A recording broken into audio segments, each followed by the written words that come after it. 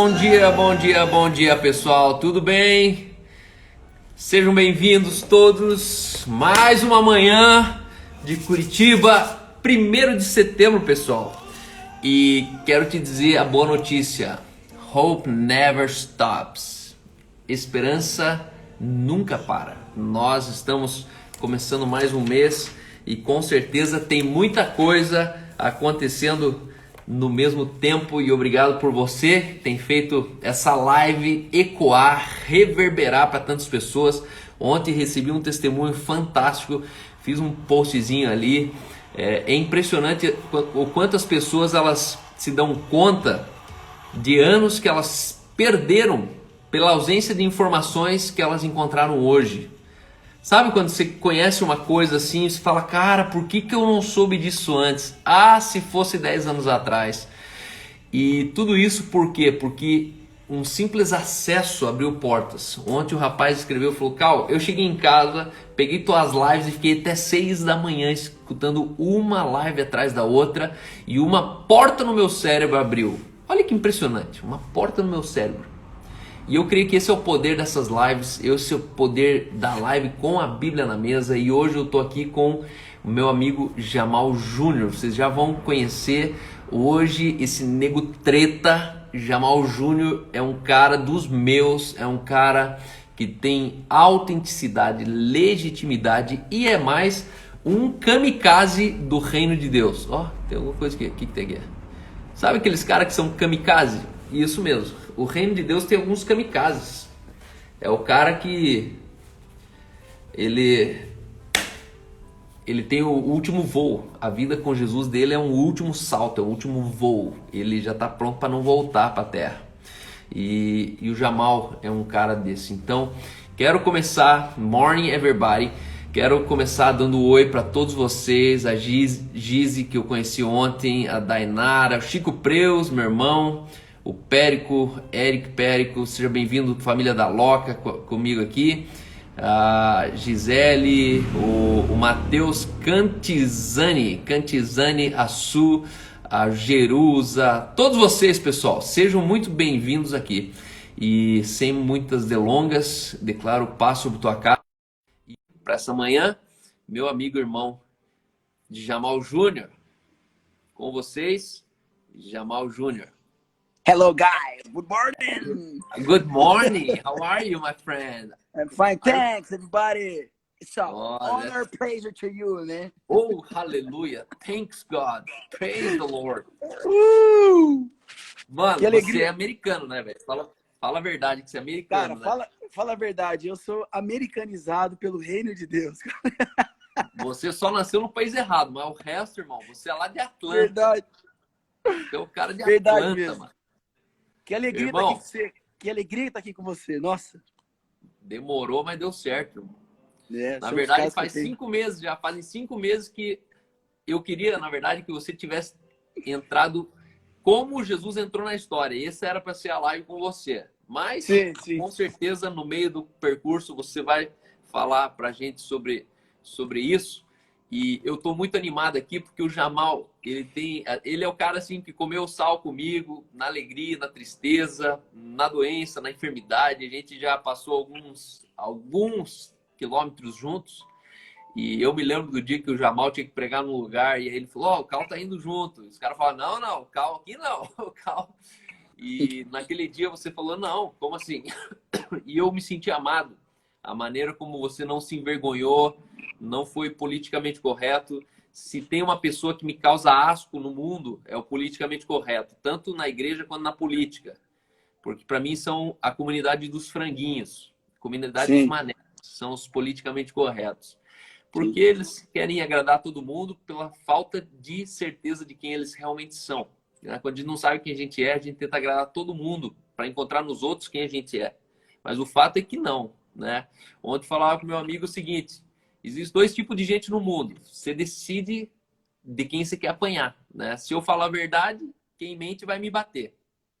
Se eu minto, quem fala a verdade vai me bater. Então, a unanimidade é sempre burra e por isso que na vida a gente sempre vai estar de um lado da mesa e o lado da mesa que eu tô denuncia o lado da mesa de quem o outro tá, né? Existem pessoas que deveriam estar na oposição, quando na verdade são os caras que estão batendo o tapinha no ombro, falando, pô, cara, você é legal, você é bom. Não, não, cara, você não é para me achar legal. Você não tem um padrão de vida que era para você me elogiar. Você era para estar me odiando. Maneira como eu vivo denuncia a maneira como você vive, né? Então, eu acredito que você é um cara que sempre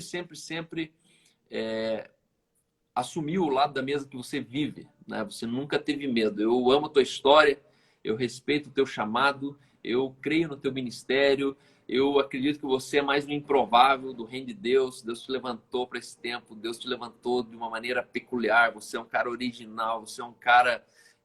nunca esquece de onde saiu, né? Isso te torna um cara genial, generoso, humilde, uma pessoa que... Cara, eu gosto de você porque, assim, se é para ir pro pau, vamos pro pau. Se não é para ir pro pau, a gente fica tranquilo. E a gente sabe ser tudo para com todos para ganhar alguns, né? Isso é uma virtude de Paulo, né? E Paulo, ele falou, sejam tudo para com todos, a fim de que alguns sejam salvos, né? Então, obrigado por nessa manhã você fazer parte da Bíblia na Mesa. E agora é com você, fique bem à vontade para você se apresentar rapidamente, contar um pouco de você, da tua história e trazer o que realmente importa para nós, que é um evangelho que não precisa de defesa, um evangelho sem agrotóxico, um evangelho que é purinho. Então, fale do teu coração, por mais polêmico que possa parecer, por mais louco que possa soar. O nosso compromisso aqui é o seguinte, quem não gostou, aperta o xizinho e vaza. Então, a gente não trouxe ninguém aqui para se sentir enganado. É ao contrário, as pessoas que sentaram nessa mesa aqui hoje, e com certeza tem água boa fluindo da tua fonte aí, então deixa jorrar, meu irmão. Ô, gente, eu estou muito feliz, ô Cal, você é um amigo do coração.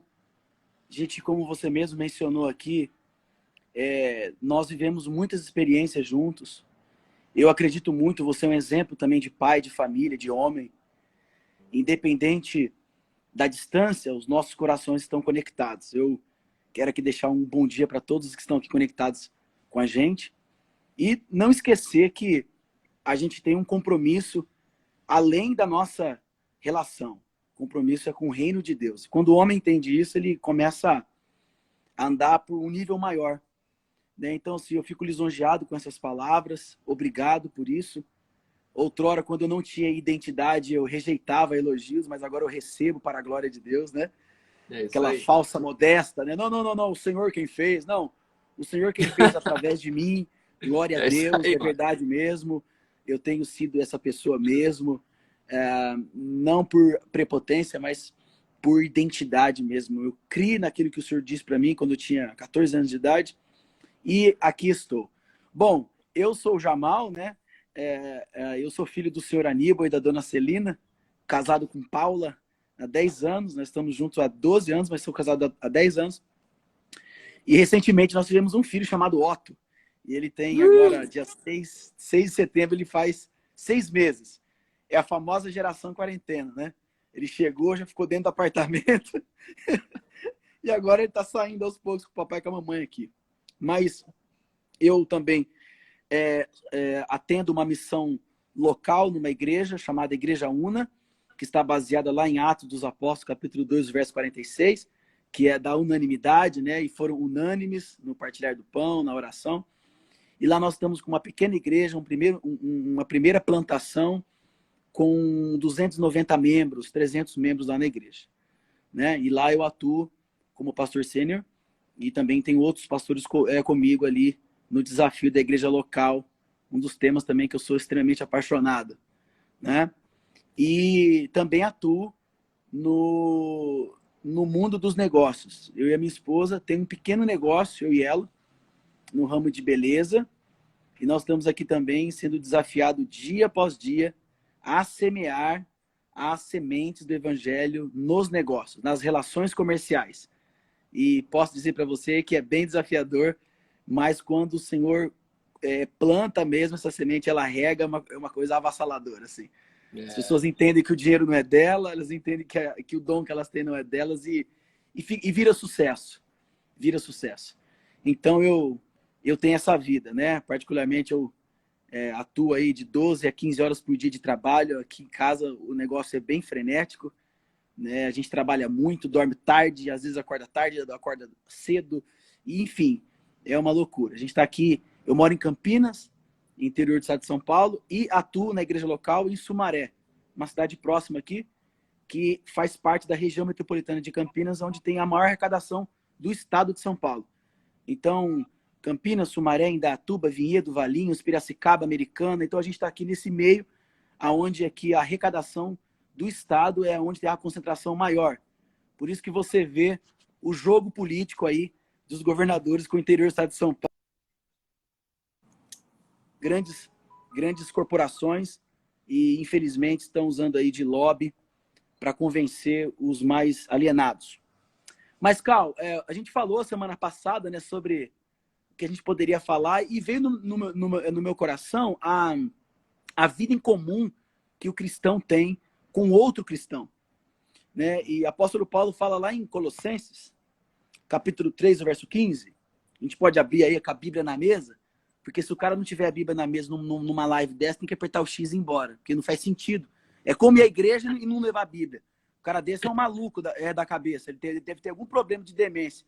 Porque se ele vai na igreja e não leva a Bíblia, ele tem algum problema sério. Ele precisa resolver a vida dele, né? Ele precisa levar uma Bíblia na igreja, né? Então, Colossenses capítulo 3, o verso 15, fala assim, ó: cada um de vocês faz parte do corpo de Cristo e vocês foram escolhidos para viver juntos em paz. A minha tradução aqui é a SEV, né? Tem a tradução... A nova tradução, então tem algumas traduções que falam um pouco diferente. Mas o que me atentou nisso é que vocês foram escolhidos para viver juntos em paz. Deus não está na falta de comunhão, né? A vida ela foi feita para ser compartilhada. E a minha indignação como pastor de igreja local e como membro do corpo de Cristo é que cada vez mais que se aproxima a volta do Senhor, as pessoas estão se distanciando uma das outras e elas não querem mais fazer, elas não querem ter uma vida mais em comum com a outra pessoa. Né? Então, assim, Deus deseja que a gente experimente uma vida em comum. Né? A Bíblia chama isso de comunhão. O que é isso? É uma experiência compartilhada. Nós precisamos aprender que a gente precisa aprender a viver experiências compartilhadas com outras pessoas. Eu tenho aqui alguns exemplos, como pastor de igreja local, Cal. E quando a pessoa chega na igreja, ela chega toda arrebentada, cheia de carrapicho, toda suja, cheia de problema. E depois, quando ela começa a galgar lugares, ela começa a abrir um pouco a visão, ela começa a se distanciar das pessoas e vira um ser extremamente egoísta. Ela não quer mais compartilhar a vida dela com aquelas pessoas que um dia o receberam. E eu sei que existem muitas pessoas machucadas por igreja, eu sei que existe tantos salafrários por aí, tantos cara pilantra. Mas o fato é que os cristãos lá de Macedônia, eles se deram também a nós, como fala lá no livro de 2 Coríntios, capítulo 8, verso 5. Fala, primeiro eles deram a si mesmo ao Senhor, e depois, pela vontade de Deus, se deram a nós. As pessoas não querem se dar mais às outras pessoas. Elas fogem disso. Porque o tempo tem chegado e a gente percebe um egoísmo, não dos ímpios, mas do próprio povo de Deus. Um egoísmo que chega até a ser feio. Né? Então, a comunhão que eu falo, Cal, é para ir além de estar no culto.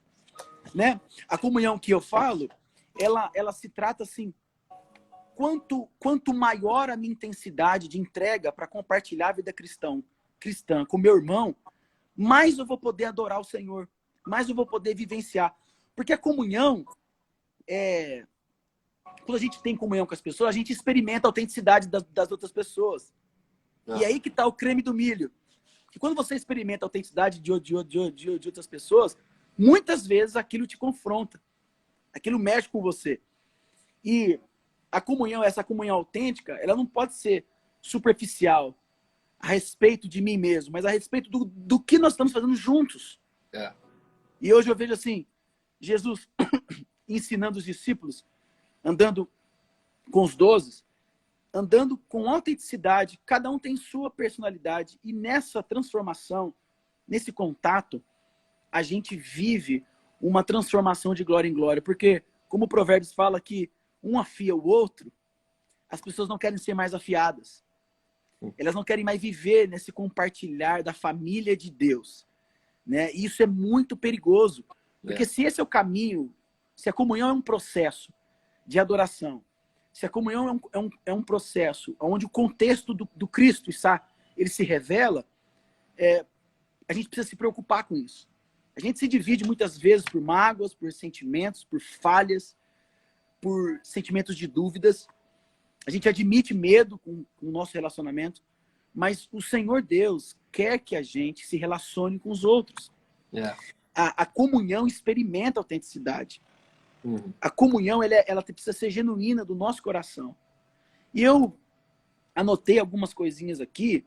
Eu queria compartilhar com os irmãos para que, se tiver alguma coisa que esteja travando a sua relação com as pessoas, esteja impossibilitando de você viver a graça da comunhão, porque é uma graça. Quando você tem comunhão com as pessoas, é uma graça. Você fala, cara, que coisa maravilhosa. Você às vezes tem pouco, mas aquele pouco com as pessoas se torna muito, né? E às vezes a pessoa tem muito e sem ninguém se torna nada. Eu tenho relação com muitas pessoas aqui de negócio, pessoas de classe média alta e tudo. Elas não conseguem conviver com a igreja. Elas não conseguem conviver com a comunhão das pessoas, né? Então, a comunhão ocorre quando as pessoas se tornam honestas a si mesmas, de quem elas são. Você sabe que eu sou uma pessoa colérica e sanguínea, né? E quando eu encontro com alguém, é explosão mesmo. Mas sempre eu serei assim porque eu sou autêntico. Então, quando há verdade em mim, o que o Senhor quer também é extrair verdade de outras pessoas. Você tocou no assunto que você nem sabia. Politicamente correto. Cara, eu tenho nojo de gente assim. Da vergonha alheia de cristãos que são politicamente corretos para preservar preservar o lobby, preservar a sua relação com os caras que são grandes e tal. Cal, você sabe que eu não dependo de igreja para viver. Eu trabalho, eu acordo e trabalho. Como a gente tem vergonha de líderes, de pessoas, de ministros que são politicamente corretos. E eles não são autênticos a respeito de si mesmo. Eles não são autênticos. E que a comunhão, ela faz isso. Porque quando você se aproxima das pessoas, as pessoas sabem quem vocês são. Quem nós somos, né? Porque a autenticidade é exatamente o oposto do que você encontra em algumas pessoas.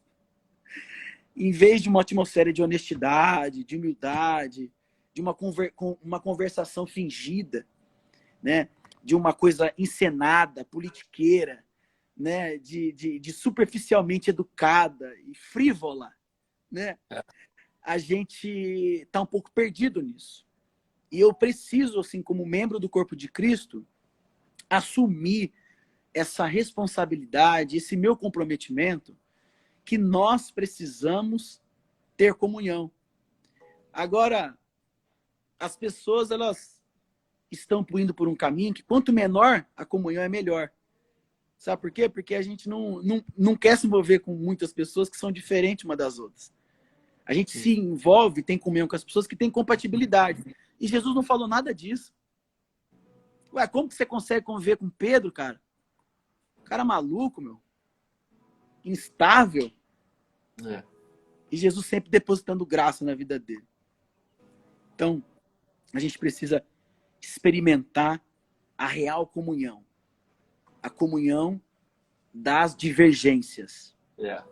No entanto, que você vê, quando a pessoa perde a comunhão, ela perde a autenticidade, a honestidade, olhar para o outro como um ser tão diferente quanto ele, mas também filho de Deus, elas fogem, elas vão para outras igrejas, elas fogem, elas não querem viver essa transformação. Ô, Carl, eu lembro que quando eu encontrei com o meu pastor, né, o meu antigo pastor, e ele é totalmente diferente de mim, assim, um cara nobre, mas diferente de mim. A primeira coisa que eu senti quando eu tive esse encontro oposto da comunhão, que eu falei, nossa, mas eu tô com ele aqui, mas tá errado.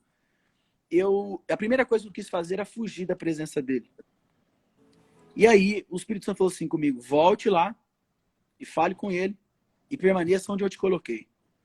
E aqueles 1 ano que eu fiquei lá, nesse momento, eu compreendi a autenticidade da identidade dele e compreendi a minha autenticidade com a minha identidade.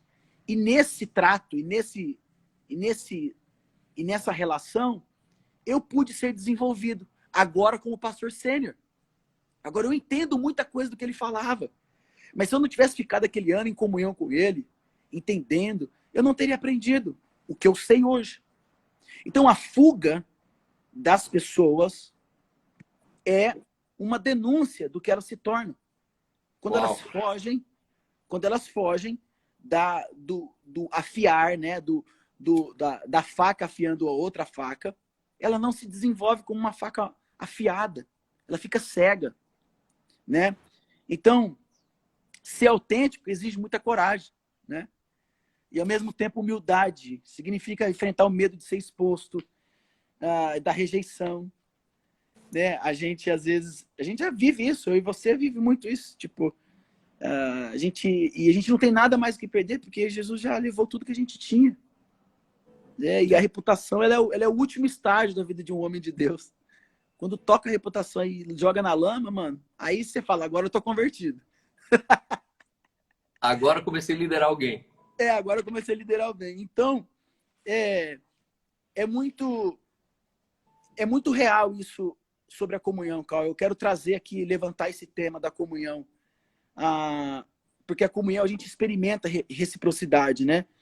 E a compaixão, ela satisfaz duas necessidades fundamentais do ser humano, né? A primeira é de ser compreendido e a segunda de ter sentimentos respeitados. Isso é o lado bom da comunhão. E as pessoas estão perdendo isso. Elas estão perdendo essa graça. Que são a compaixão que Deus dá na nossa relação, ela satisfaz duas necessidades fundamentais do ser humano. Que uma é ser compreendido, e a outra, né, que eu notei aqui, é ter o sentimento respeitado, é falar assim, poxa, eu te entendo. E essa frase tem ficado tão distante da nossa relação. Né? Eu te entendo. Talvez a pessoa que está aqui na live só precisa ouvir de alguém, cara, eu te entendo. Hoje eu recebi uma notícia tão triste na igreja, né? É só notícias, né? E eu falei para a pessoa, eu lamento muito por isso e eu te entendo. E aquilo para a pessoa falou, pastor, obrigado. Somente obrigado. Eu falei, mas não falei nada. O Espírito Santo falou comigo, essa é a verdadeira comunhão de Cristo, né? Lá em 1 Coríntios, capítulo 12, verso 25, fala o seguinte: o modo pelo qual Deus formou o corpo humano é um modelo que nos ajude a entender a nossa vida comunitária na igreja. Cada parte depende da outra. Então, ser recíproco é viver a essência da comunhão. E é isso que Deus quer com a gente. Nada além disso. É falar, Cal, eu te entendo. Eu lamento por isso. Parabéns. Tô feliz por você.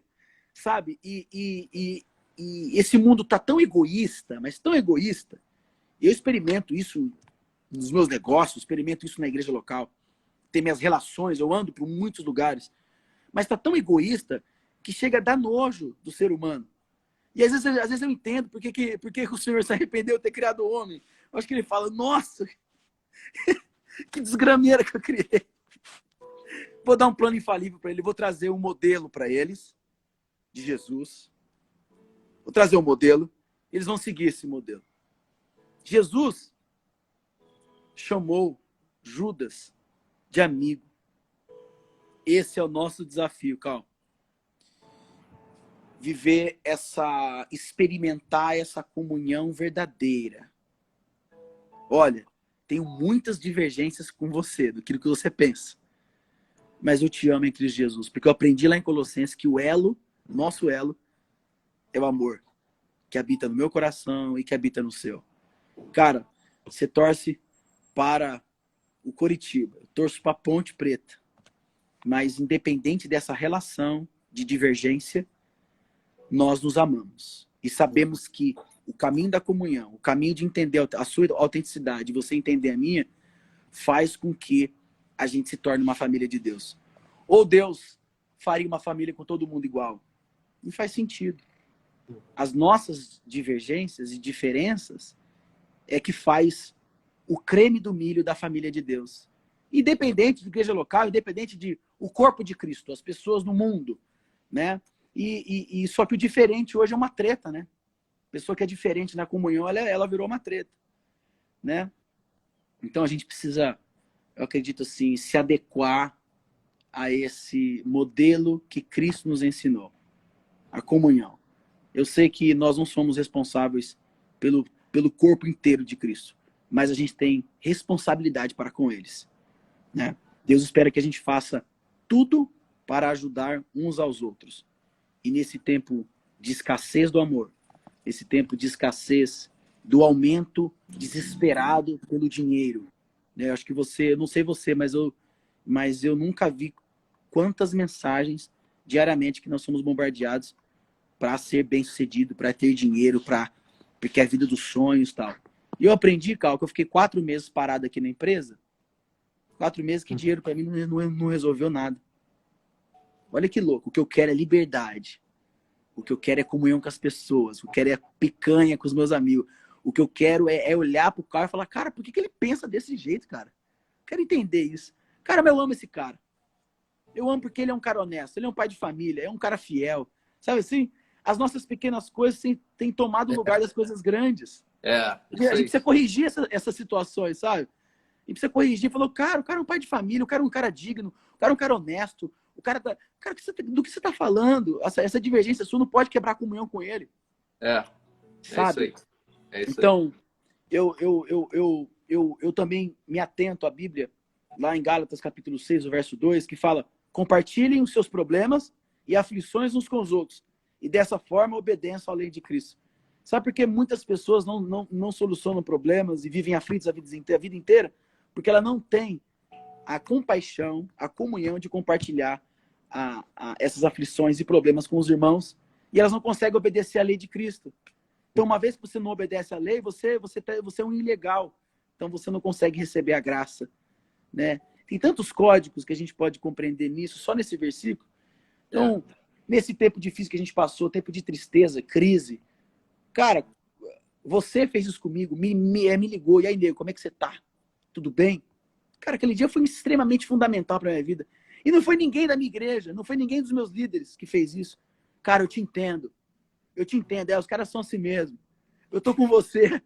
Eu falei, mas tô falando umas coisas cabulosas aqui, o cara tá concordando comigo.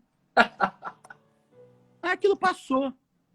Então, a cumplicidade, né, satisfez o meu sentimento. Por isso que eu quis falar sobre isso. Satisfez a minha necessidade básica de ter meu sentimento respeitado. Seja ele de revolta, seja ele de indignação, seja ele de guerra. E falei, cara, eu fui respeitado o meu sentimento. Te amo. Obrigado. Vamos orar? Oramos. Acabou, passou. O problema que não foi mais. Então, Cal, eu quero assim compartilhar do fundo do meu coração, deixar uma frase ecoando aqui para todos nós aqui, 58 pessoas aqui na live. A verdadeira comunhão de Cristo é experimentar e ser recíprocos com os nossos irmãos. A verdadeira comunhão, ela faz você experimentar compaixão. Quando você tem compaixão com o outro, você fala, cara, eu estou experimentando a comunhão. Em tempos de tanta diferença, tanto egoísmo, cada um fazendo o seu, cada um correndo com o seu, a gente precisa corrigir essa situação. Porque uma das coisas que a comunhão também faz é você também experimentar a misericórdia. Quando alguém tem misericórdia com você, basicamente para você ter misericórdia com o outro. Mas não é isso que a gente tem visto. Então eu acho que não está porque a pessoa não tem misericórdia, porque ela também não conseguiu receber misericórdia de alguém. Fala, olha, quando acontecer com você, lembre-se que você também recebeu misericórdia de alguém. Então, oferecer misericórdia também é estar disposto a receber de pessoas. Então, eu gostaria muito que o mundo fosse diferente. Eu gostaria muito que Deus desse uma voz, assim, ordenando, tenham comunhão com os outros. O que mais a gente vê, o povo de Deus é o povo que mais se divide, Cal. É o povo que mais treta, é o povo que mais tem discussão. E tipo, cara, vamos preservar a comunhão? Porque é só a comunhão, o livro de Efésios fala, que só pela comunhão que a gente consegue cumprir a lei de Cristo. Você acha que Jesus andava legal com Judas? Com Pedro? Né? Eu acho que, tipo assim, a frase, eu preciso de outras pessoas na minha vida. Cara, eu preciso de outras pessoas na minha vida. Eu não posso ter um clubinho, sabe? O clubinho do Jamal e eu preciso de ter outras pessoas. Fato que a gente vai encontrar pessoas que falam, cara, mas o amor da nossa relação faz a gente permanecer junto. Capítulo 6, o verso 2. Compartilhe os seus problemas e aflições uns com os outros. Dessa forma, vocês poderão obedecer à lei de Cristo. O tema para a gente trazer uma reflexão é: eu preciso de outras pessoas na minha vida. Preciso. Preciso de outros pastores, eu preciso de outros líderes, eu preciso conhecer pessoas diferentes. Eu preciso, porque isso vai fazer bem para mim.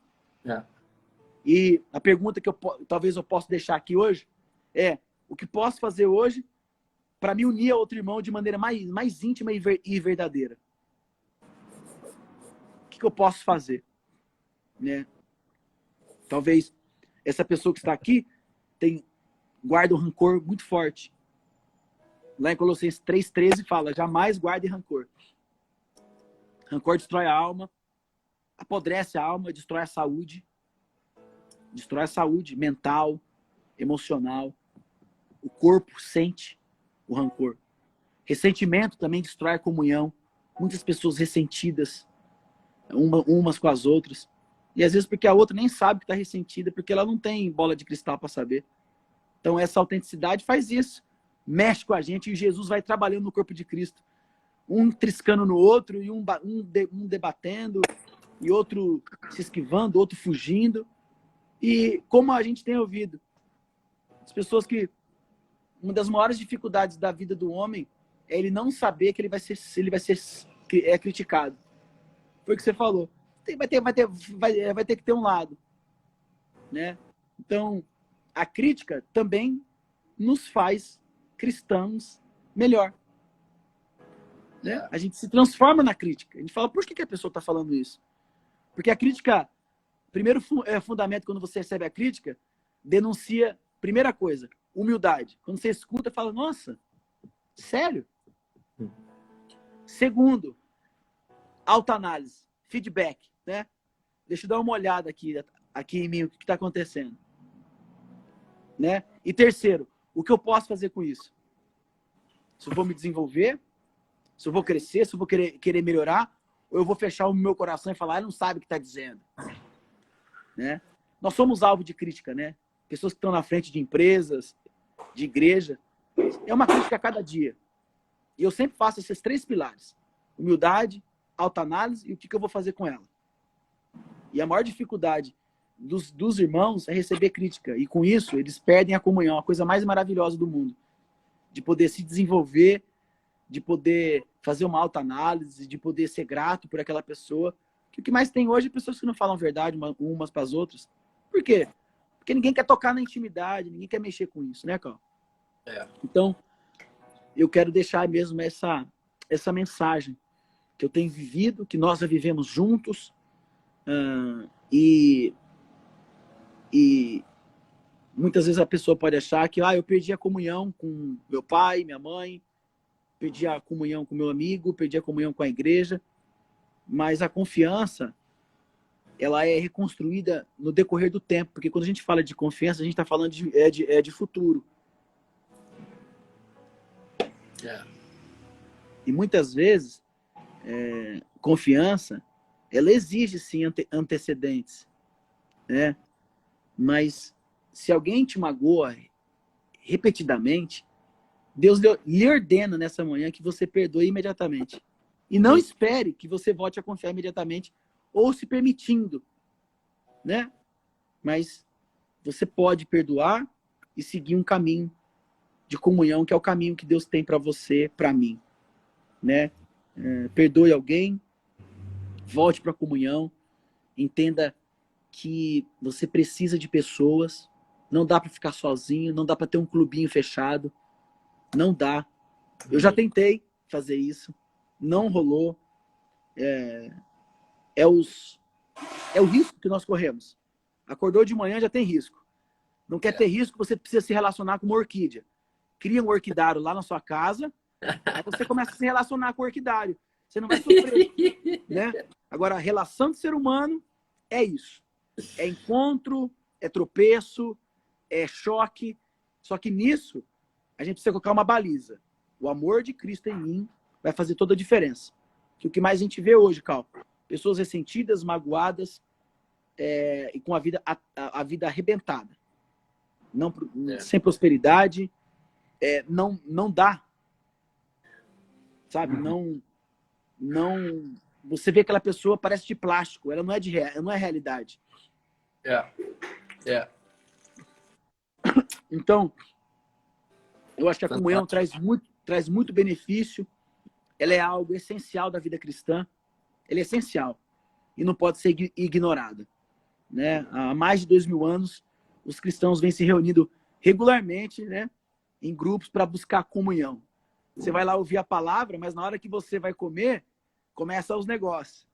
Alguém pega a coca na sua frente, alguém comeu tudo lá, o trololó que você estava de olho nele, ou alguém não te ligou para ir para o grupo pequeno, aí você se sente rejeitado, aquelas situações onde pessoas estão, né? E, na verdade, essa comunhão, ela desenvolve a gente como cristãos maduros. A gente precisa de uma igreja madura, de um povo de Deus maduro, para entender que a comunhão, ela promove o reino de Deus. Quando Jesus disse lá em João 14, quando vocês estiverem juntos, as pessoas vão saber que vocês são os meus discípulos, quando vocês se amarem uns aos outros, né?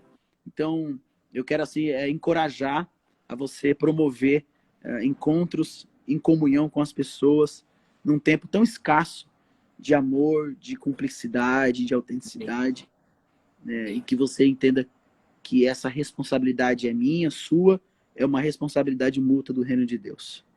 Amém, amém. Comunhão é a chave. A comunhão... Meu pai, ele sempre falava, ele não morreu ainda, mas faz uns 10 anos que eu não vivo mais com ele, mas ele falava sempre uma frase na boca dele: eu zelo pela comunhão dos santos. E eu não entendia o que ele falava. E em todo lugar ele falava assim: comunhão dos santos. Eu zelo pela comunhão dos santos. E aquilo ali, assim, tipo, para mim não tinha muito sentido, na verdade. E é interessante que comunhão, hoje eu entendo que comunhão é a confraria da santidade. Boa. Comunhão é confraria da santidade. É um privilégio dos santos. Porque na santidade não existe injustiça. Na santidade não existe imoralidade. Na santidade existe vulnerabilidade. Na santidade existe honestidade. Na santidade existe humildade. E é interessante que Jesus inaugurou a comunhão sobre a terra. Comunhão é a expressão da graça. Não existe igreja sem comunhão. Assim como não existe comunhão sem graça. A graça, comunhão e igreja nasceram no mesmo dia. Igreja, graça e comunhão. Foi inaugurado no mesmo tempo. Sim. Por quê? Porque não existe igreja sem comunhão e não existe comunhão sem graça. É pela graça de Jesus, da realidade da nova criação, que nós ganhamos o direito de sermos feitos membros uns dos outros. Uau! E aqui eu quero me aprofundar nisso aí. É como se Adão e Eva tivessem feito uma comunhão lá entre eles e não ia rolar, né? Porque aquele velho homem não consegue se relacionar mesmo. Não consegue. Isso. Então, comunhão não é uma cumplicidade na alma, mas é uma fundição no espírito. Amém. É na quarta dimensão, é fora dos interesses. Eu não tenho comunhão com você porque eu tenho Harley Davidson, você também tem. Eu não tenho comunhão com você porque você é pastor sênior, eu também sou. Sim. Se você não fosse nada para mim, comunhão é eu estar fundido em você, baseado aonde você se estabeleceu em Deus. Comunhão é a Matrix onde a gente se encontra, né? É a Matrix de tudo. Matrix de tudo. E hoje, o que eu percebo? Assim, quando a gente fala do problema, onde que está o problema da ausência da comunhão? Onde que a comunhão ficou em segundo plano?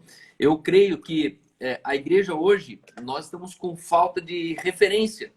O que é uma referência? É uma possibilidade comprovada por alguém. Alguém fez e alguém falou assim, ó, se ele fez, é possível. Se eu fiz, pode ir que dá certo. Então, hoje nós temos falta de referência. Referência de quê? De qualquer coisa. Eu tenho referência hoje na sociedade de ser magro sem ser narcisista, mulher magra, maravilhosa, sem ser sensual. A gente tem falta de referência de uma pessoa que conseguiu ser bilionário, mas continua sendo simples. Ele não substituiu a simplicidade. Exato, uma das coisas que Jesus falou, né? O que adianta o homem ganhar o mundo e perder a sua alma? Jesus não está falando que você não podia ganhar o mundo, ele está falando assim, ó, em detrimento de ganhar o mundo, não perca a sua alma, ok? Por isso que isso é mentalidade pobre. Mentalidade pobre, ela sempre tem que escolher um lado. Ah, você prefere praia ou montanha? Ah, eu prefiro praia, é muito melhor que montanha. Não, não. Aí a mentalidade milionária é o seguinte, você prefere praia ou montanha? Não, eu prefiro os dois, desce os dois, depende do dia, mas eu gosto dos dois. A mentalidade próspera, ela não precisa decidir entre um e outro. Ah, você prefere hino ou corinho? Não, eu gosto dos dois. Você prefere funk ou rock and roll? Não, eu prefiro os dois. E aí o mundo da pobreza, ele falou que quem anda de patins não pode andar de skate. E quem anda de esqui odeia quem anda de snowboard. Quem joga basquete odeia quem joga futebol. Nossa. E aí a gente é pobre. Por quê? Porque isso eu chamo de mal substitutivo. Você acha que você tem que abrir mão de uma coisa para poder usufruir da outra. Não, eu quero tudo. E essa cultura mundana, ela invade também a mentalidade dos cristãos. Isso. É impressionante como que apóstolo Paulo fala para combater essa cultura. E é impressionante como que ela entra com tanta facilidade. Ela entra. Tipo, a gente só toca worship, só é worship aqui. Aqui não tem um black, não tem nada. Falou, cara, o que é isso? E aí é alguém que foi beta, né? Em vez de ser alfa, não vos conformeis não vos conformeis com esse mundo, significa que o mundo me modelou e não eu modelei o mundo. Por isso que a gente precisa de referência de quê? De ser promovido e continuar sendo original.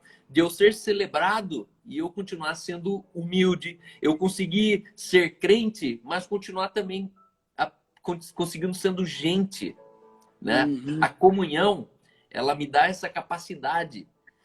Então, uma das coisas que me chamou a atenção aqui, quando você falou, é que a gente precisa voltar ao princípio elementar. Que você começou lendo aqui, seja a paz de Cristo o árbitro do vosso coração, a qual também fosse chamados em um só corpo. Vocês foram chamados a um só corpo. Outro texto diz que nós somos membros uns dos outros. E aí, eu diria o seguinte, se eu sou membro uns dos outros, eu preciso começar entendendo que eu não me pertenço. O rim não tem o corpo. É o corpo que tem o rim. Uhum. E aí, o problema é que a gente não faz esse acordo inicial quando a pessoa se converte. Sim. Quando a pessoa se converte, a gente tinha que fazer um batido falando assim, ó, então a partir de hoje você não se pertence mais. Como assim? Não, você vai se orientar pelo próximo. A medida que o outro precisa, é a medida que você vai trabalhar. Então, se eu tomei água, assim que o estômago entra em processo digestivo, o rim tem que acompanhar.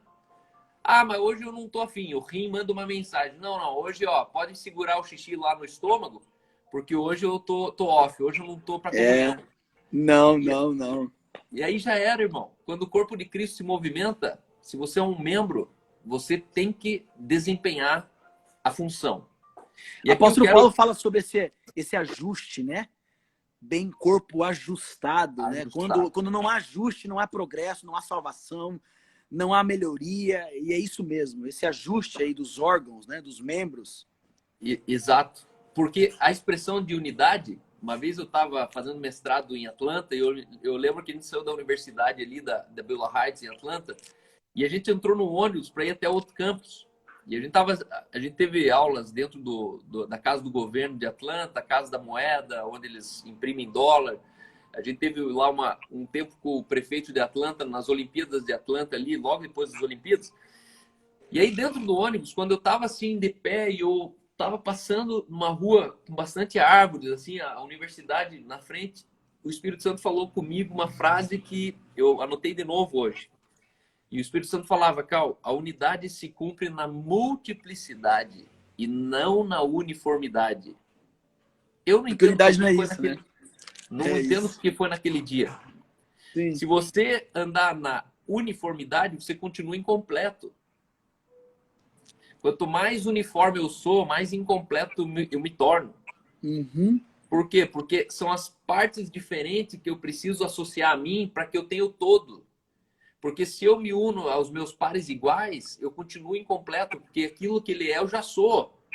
Isso. Eu Isso é não posso isso segregar é o um grande rim para dar com desafio. o rim. E assim,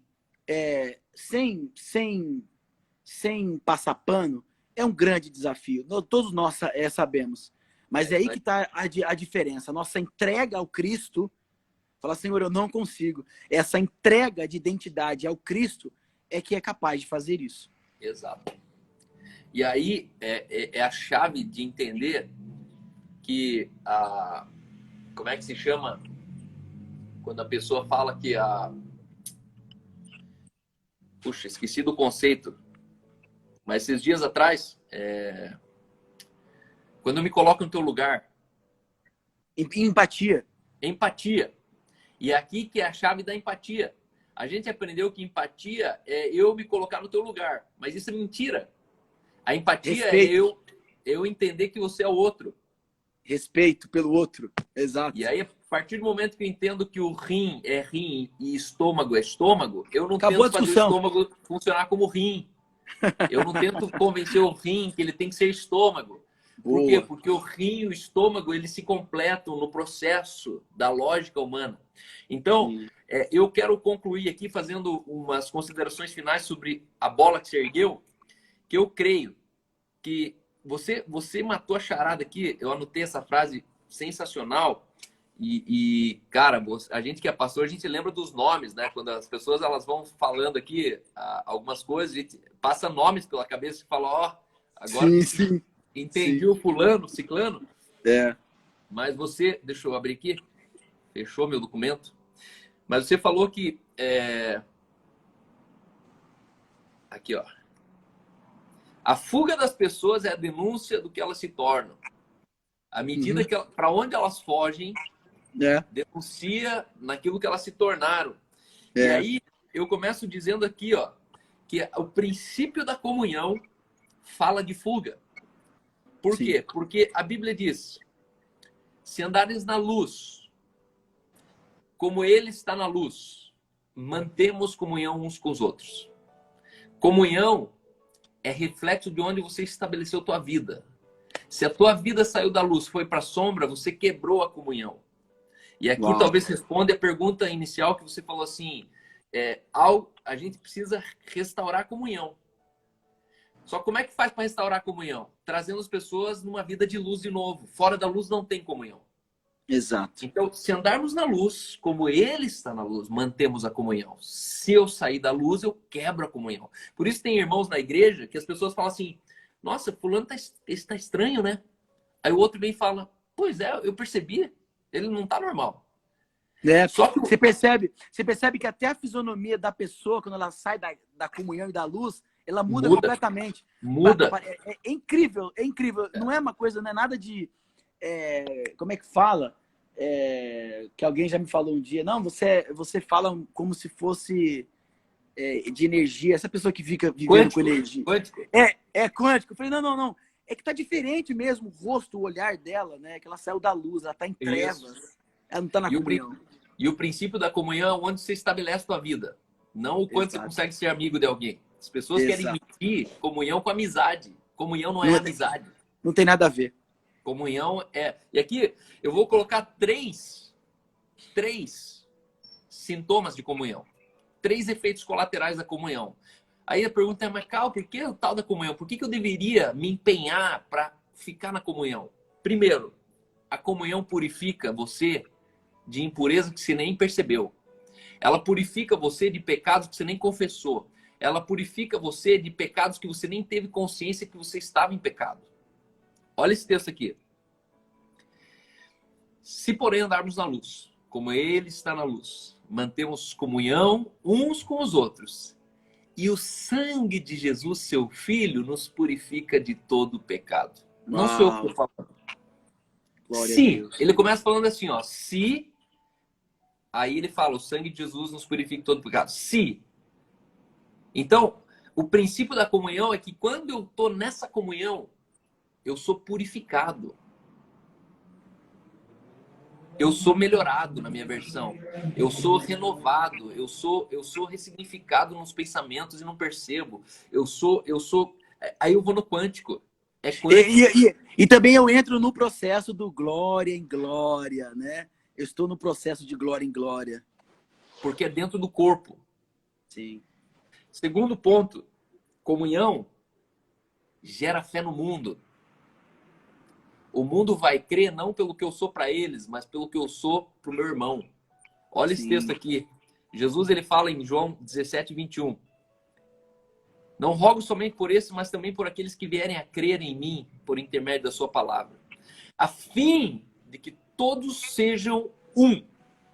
E como tu és um, ó Pai, em mim e eu em ti, também sejam eles para nós, para que o mundo creia. Jesus está falando, Pai, eu oro para que, como eu sou um contigo, eles sejam um contigo. E eu te pergunto, para quê? Para a gente ser safo do inferno? Para a gente não ser pego pelo devorador? Não! Para que o mundo creia. O mundo não vai crer baseado nas nossas palavras de persuasão. O mundo não vai crer baseado no panfleto evangelístico que você dá no bonde, no trem. O mundo vai crer na medida que eles enxergam uma igreja que anda em unidade e fala, meu, tem alguma coisa ali. Comunhão revela fé no mundo. As pessoas elas são atraídas à comunhão. Comunhão é o que todo ser humano tem saudade sem nunca ter experimentado antes. Sim. Todo ser humano tem saudade de comunhão. Por isso que os caras pegam 3 Chevette velho, encostam num posto de gasolina, compram uma cachaça e ficam até 5 da manhã sentado conversando. Por quê? Porque eles estão com saudade de uma coisa que eles só fazem ideia. E eles estão procurando. Na verdade, é que na comunhão nós somos gerados. Nós viemos da comunhão, da Trindade. Nós viemos de lá, né? Nós saímos da eternidade para cá. Então, quando a pessoa ela precisa ter a mente de Cristo, a visão de Cristo, para compreender essas coisas espirituais. Ela nunca vai compreender porque que eles... É verdade isso, o meu cunhado faz isso. Ele comprou uma BMW lá, uma moto, e ele fica andando com os caras, fica andando junto. Agora montou uma cervejaria. E o que ele está buscando, na verdade, é comunhão dos santos. Comunhão. Dos santos. Isso. E aí, quando o cara não encontra comunhão, é insaciável. Por isso que ele começa daí na confraria. Daí da confraria ele vai pro boteco. Do boteco ele vai pro jogo. Do jogo ele vai pro sexo. Do sexo ele vai pro homossexo. Aí ele tá transando com uma mulher, ele precisa de 2. Ele tá transando com 5 mulheres, ele precisa de mais um cara na relação. Daí com 5 mulheres, 2 caras, ele vira a mulher da relação do cara. E no final ele está buscando preencher uma coisa que só a comunhão ela preenche. Comunhão é o princípio da plenitude. O cara que ele está pleno em comunhão, pode estar faltando o que for, ele não sente falta. Tá tudo bem. Ah, mas eu não tenho carro agora, vou ter que andar de ônibus. Não, tudo bem. Pode deixar lá que eu pego. Comunhão nos supre nas relações primárias da vida. Por isso que hoje nós estamos vivendo o fenômeno da igreja sem comunhão. E isso é religião. Religião é a igreja sem comunhão. É o cristianismo sem Cristo. Religião é a caridade sem o amor. Religião. E aí, em terceiro lugar, então, a comunhão nos purifica. Comunhão gera fé no mundo. Terceiro, ela é o sistema sanguíneo do corpo de Cristo. Uau! A gente é membro um dos outros. Então, você não é o corpo, você é um membro. E aqui cabe lembrar que a sua igreja não é o corpo de Cristo. A sua igreja é um membro do corpo. Sim. Tem muito pastor que está falando, não, pessoal. Na minha igreja local aqui já é o corpo. Então, não precisa ir em lugar nenhum buscar. Nós somos um membro de um corpo, né? Membro de um corpo. E aí, cada igreja tem a sua vocação, tem sua função. A sua funcionalidade, né? Isso. Por quê? Porque há tanta diferença. O corpo, ele tem órgãos e sistemas. Sim. O sistema, o pulmão é o órgão. só que o sistema é respiratório. E eu diria Exato. assim, ó, nós somos o órgão, uma igreja local ainda é o sistema daquele órgão, por isso E tem que... uma funcionalidade. E aí tem o corpo, que é o conjunto dos sistemas. É o conjunto dos sistemas. Então, a gente como membro do corpo, nenhum corpo ele tem um sistema muscular, ele tem isso, tem aquilo, mas o que faz um corpo ter vida é o sistema sanguíneo que põe nutriente e que retira o lixo. Você imagine que a comunhão é o sangue. Assim, ó, se eu cortar aqui, sai sangue. Se eu cortar aqui, sai sangue. Se eu cortar o pé, sai sangue. O que um corpo tem em comum? Sangue. Sangue. No sangue está a vida. É. E é no sangue que sai a morte. Você sabia que o sangue... Por isso tem artérias e veias. A artéria, ela traz o sangue limpo e a veia traz o sangue sujo. Exato. E é no sangue que a gente se renova na vida. Então, comunhão é o sistema sanguíneo do corpo de Cristo. Quem está fora da comunhão está no caminho de enfermidade e morte. E não é igreja. E é tão pesado, né, você falar isso assim, numa coisa... Eu tenho temor e tremor quando falo sobre isso. Mas é tão claro a palavra, né, que aquele que não anda na luz, ele não está na meia luz, ele está nas trevas. Mas aparentemente parece que a vida dele está tudo bem. Ele está trabalhando, ele está prosperando. Está prosperando. Né? Ele fala, cara, pô, Deus está comigo, Deus é maravilhoso. E a gente... Meu pai sempre fala isso também.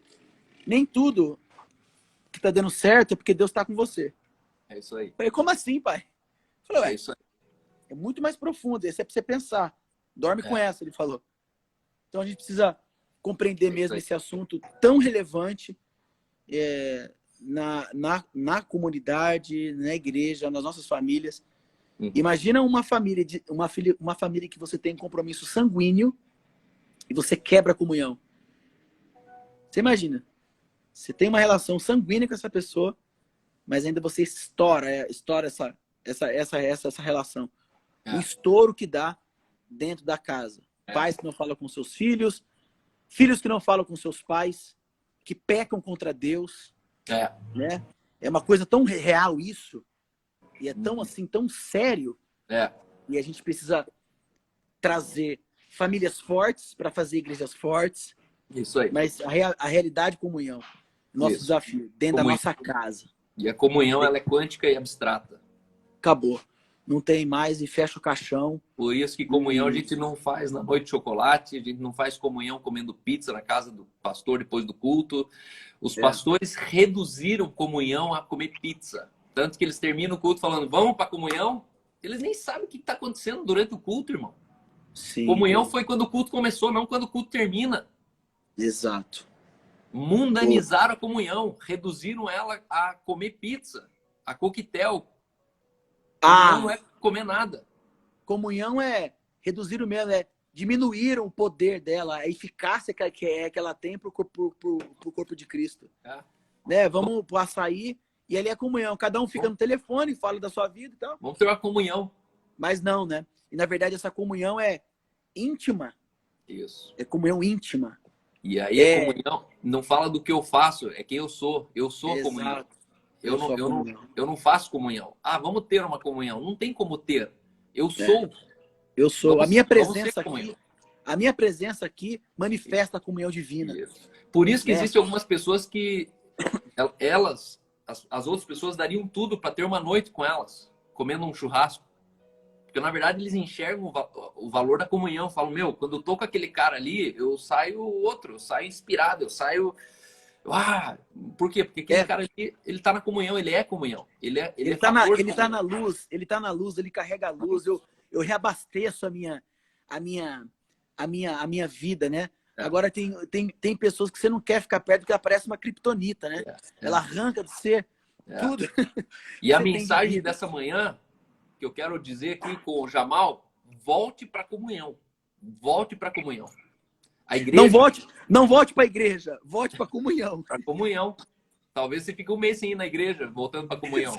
né? Exato, exato, exato. Volte a quem você nasceu para ser, volte a quem você é a expressão de ser, né? É interessante a comunhão porque a relação, a gente precisa entender uma coisa, a relação está acima da adoração. Sim. Quando a gente fala de comunhão, a gente fala de relação, não está falando de adoração. Na religião, a adoração está acima da relação. Na religião, você é ligado pelo serviço, você é ligado pela adoração. Adoração é um serviço. Então, na Cê é religião, ligado pelo que você faz, pelo que você pelo que faz. você Por isso que a entrega. adoração está acima da relação. Que se dane a relação, só vem adorar. Traga sua oferta. E Deus, ele fala assim, ó, se você tem algo contra o seu irmão e traz a tua oferta no altar, a Bíblia está dizendo, deixa a tua oferta no altar.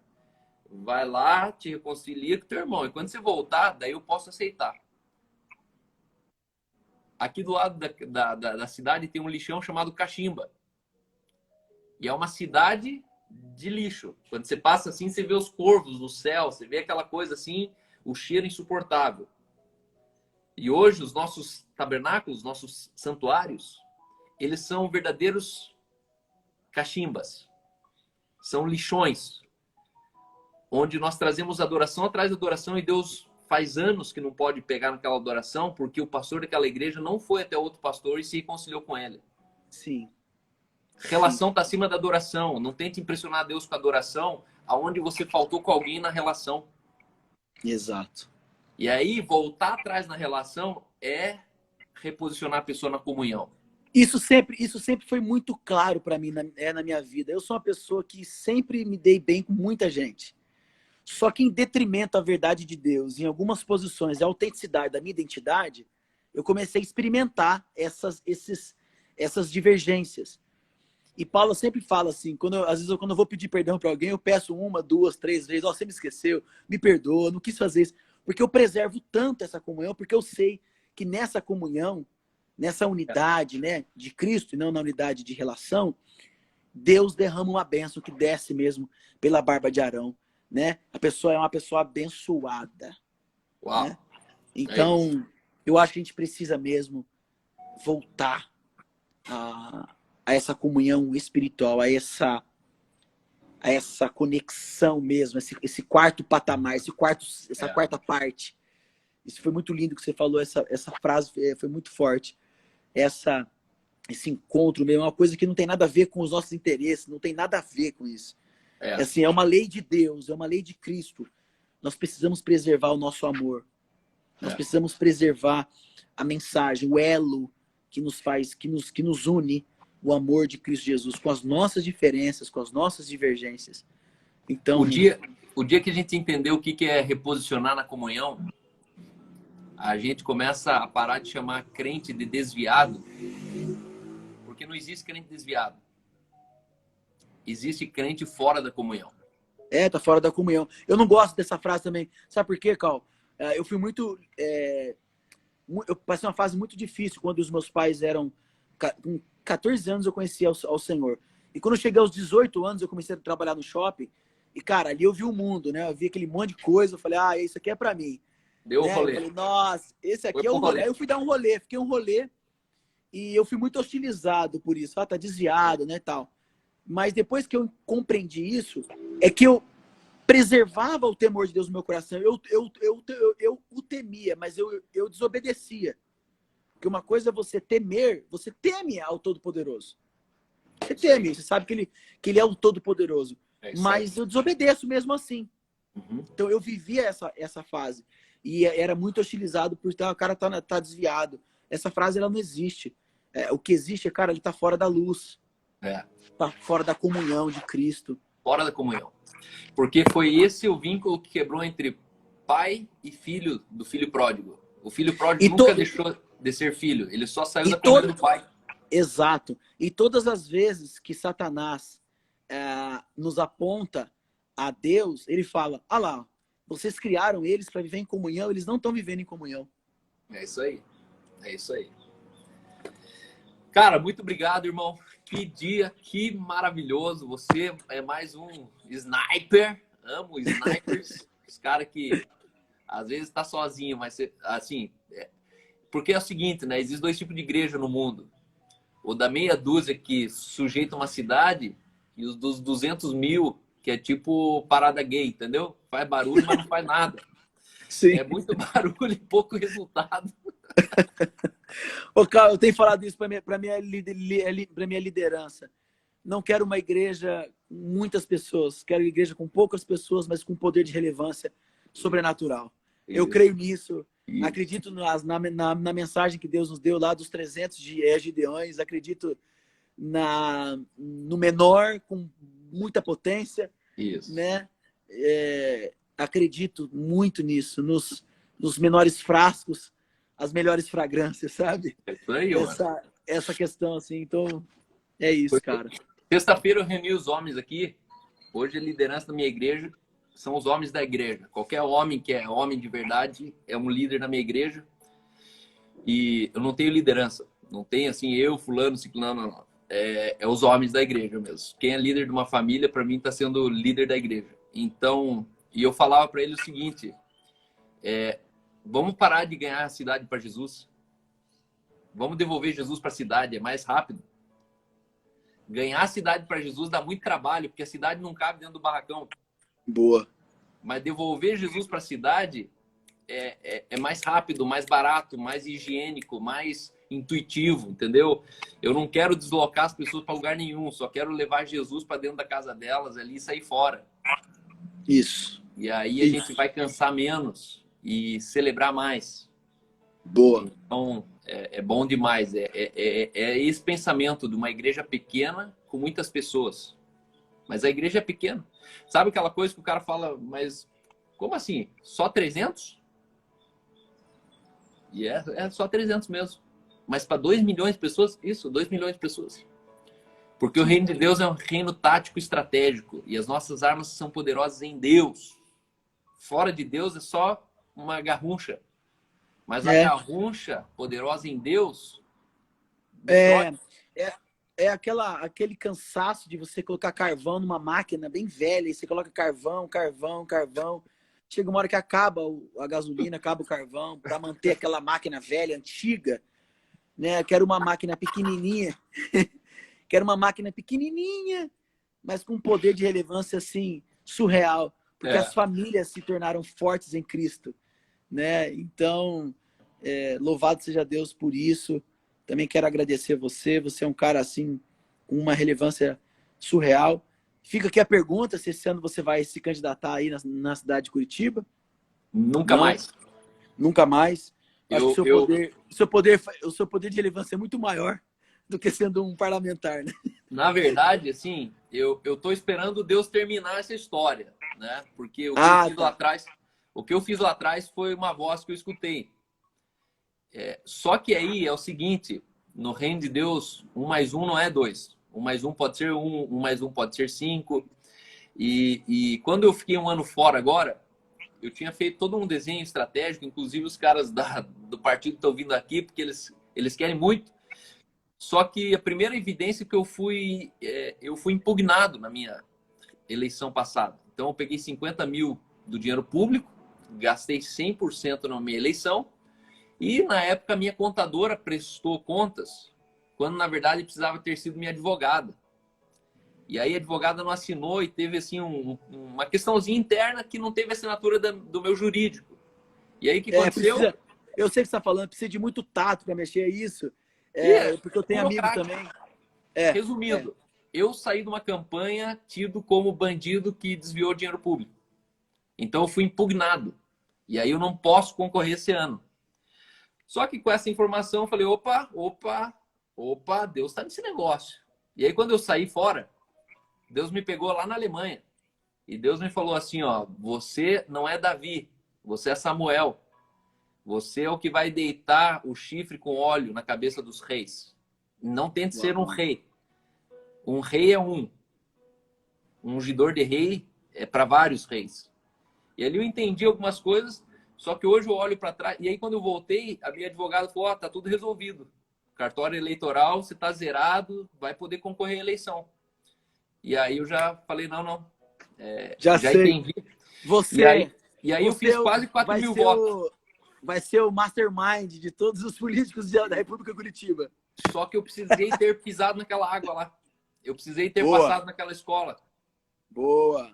Eu sei Boa. o que é concorrer a uma eleição. Então, assim, eu tô só esperando Deus mostrar os próximos caminhos, entendeu?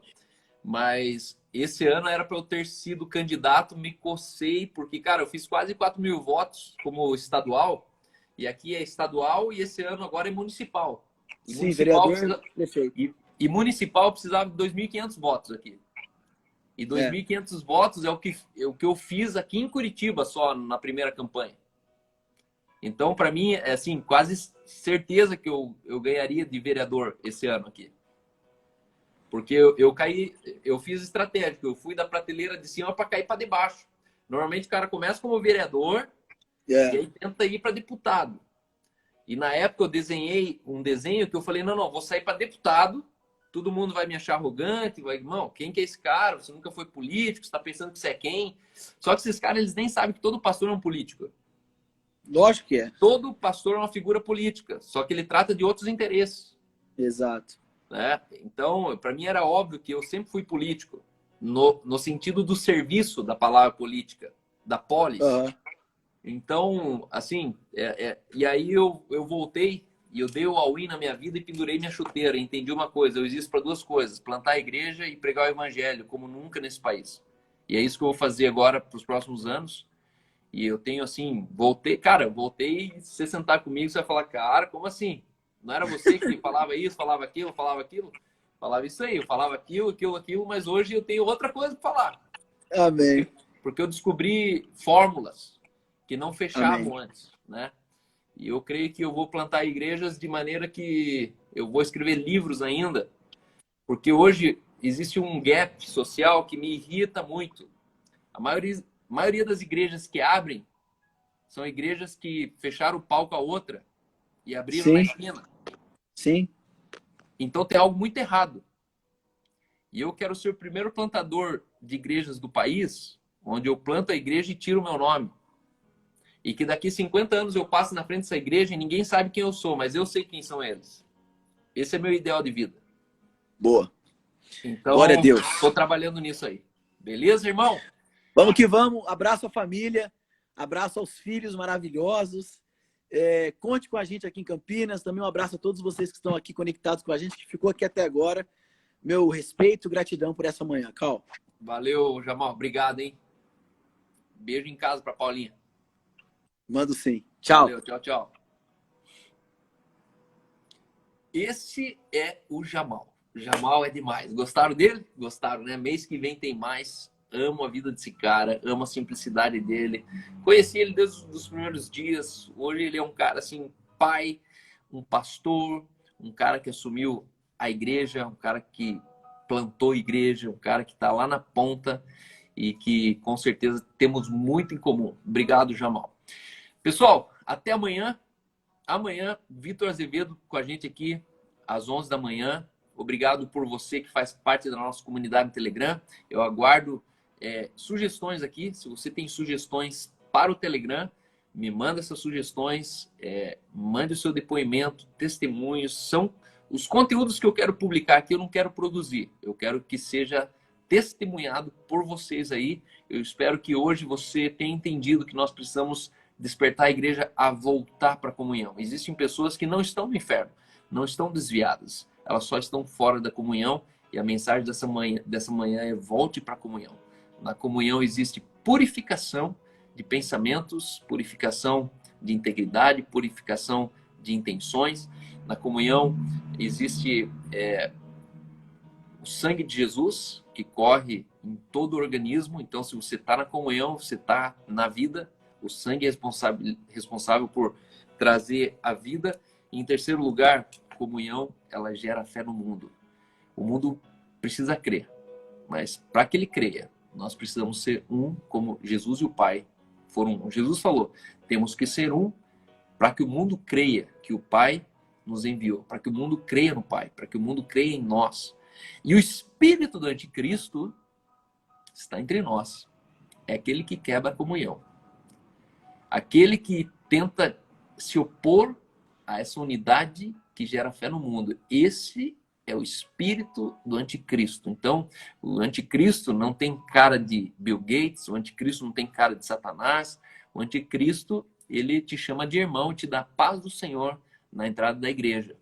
Tá? Então, guarde isso, seja radical com isso, não despreze ninguém que veio para a comunhão, valorize as pessoas e lembre que unidade não é uniformidade. A unidade se cumpre na multiplicidade. Quanto mais diferentes somos, mais em unidade nós nos rebelamos. Todos iguais, os iguais juntos, não é unidade, é união. Você une, e união não é unidade. Nós precisamos celebrar unidade, e a unidade se cumpre na multiplicidade. Celebre as diferenças, harmonize as diferenças. Beijo para vocês, até amanhã, tamo junto.